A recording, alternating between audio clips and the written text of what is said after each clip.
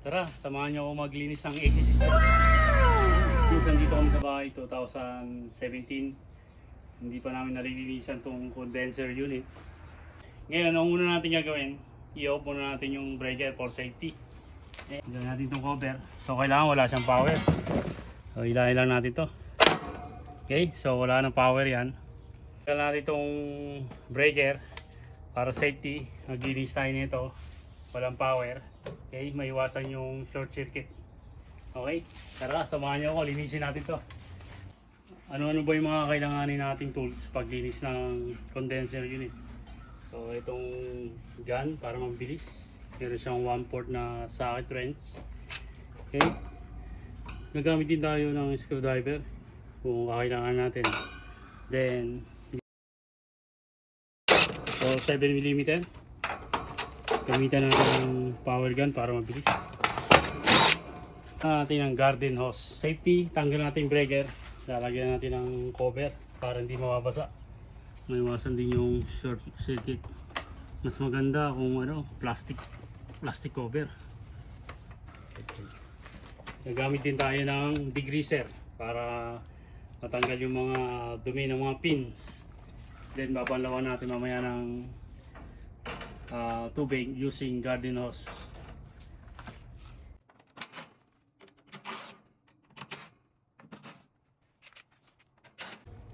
Okay, kita nyo yung dumi niya, no? Kaya natin capacitor, kailangan kabisado natin yung kulay. Then kung wala, meron namang color coding dito. Okay, yun. So para mas madali, pipicturean natin para hindi tayo mawala. Okay. Ayan, angat lang natin to. Okay, lagyan naman sa gilid. Okay, lagyan naman sa gilid. Ayan, lilinisan natin yan. May taon, dumi oh.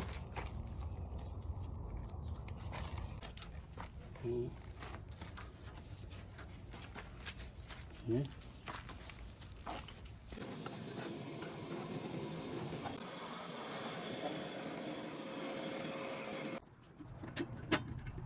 Nilagyan natin plastic cover yung capacitor saka yung circuit breaker para hindi mabasa ng tubig, hindi magkaroon ng short circuit.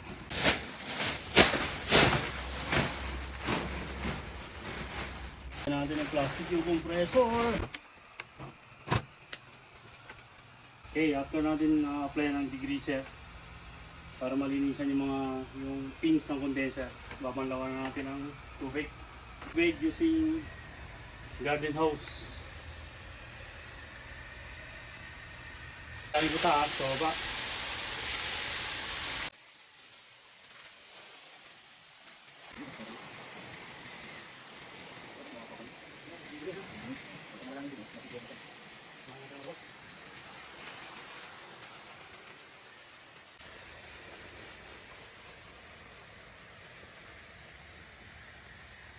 Yan.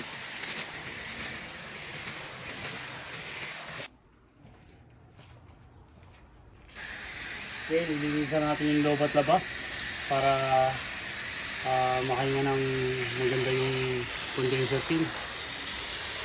Okay, simula sa taas, sa baba.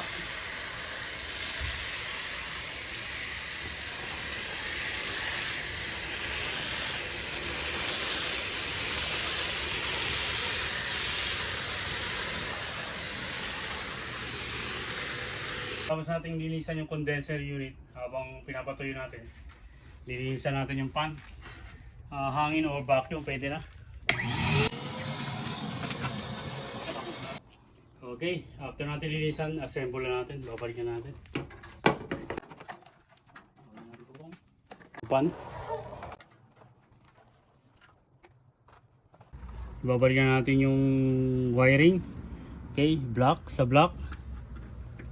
Okay, then yung orange sa red. Okay, kailangan double check mo rin dito sa diagram. Okay, yellow, purple, saka capacitor. Okay, ilagay natin itong purple sa capacitor. Okay, make sure na maigpit, walang loose connection para double check yung mga connector. Make sure na hindi siya nakalaylay.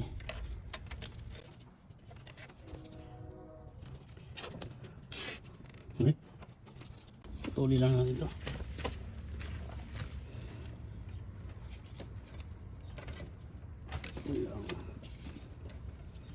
Talim pa ata ang ngipin ko rito.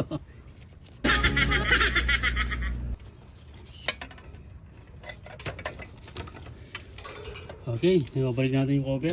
Itong cover. Okay, tingnan natin mga pamilyo.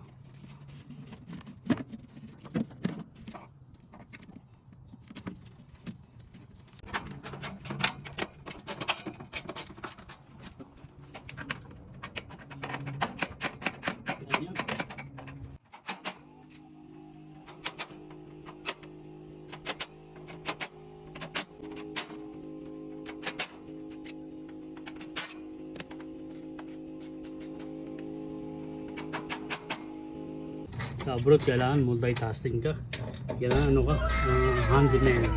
Okay, ginagawa natin yung preventive maintenance para maiwasan mag-breakdown yung AC system like condenser and compressor para maiwasan natin yung may masirang parts, mas malaking gastos. So, lilinisan natin para makahinga ng maganda yung condenser natin, bumalik yung magandang lamig ng aircon niya, and isa pa, siya konsumo ng malaking kuryente.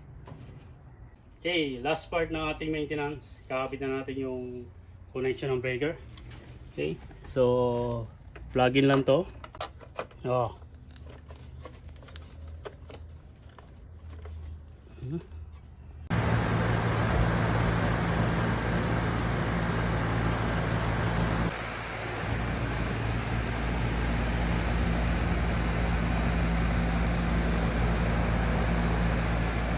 Okay, testing natin. Make sure na umaandar yung pan. Okay. Yung lower na ang hangin niya.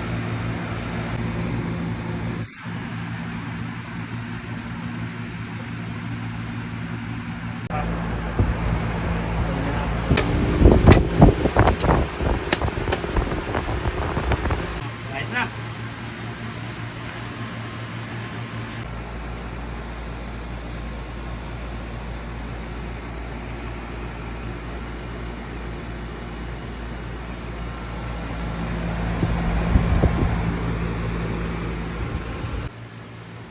Alright, para saan to?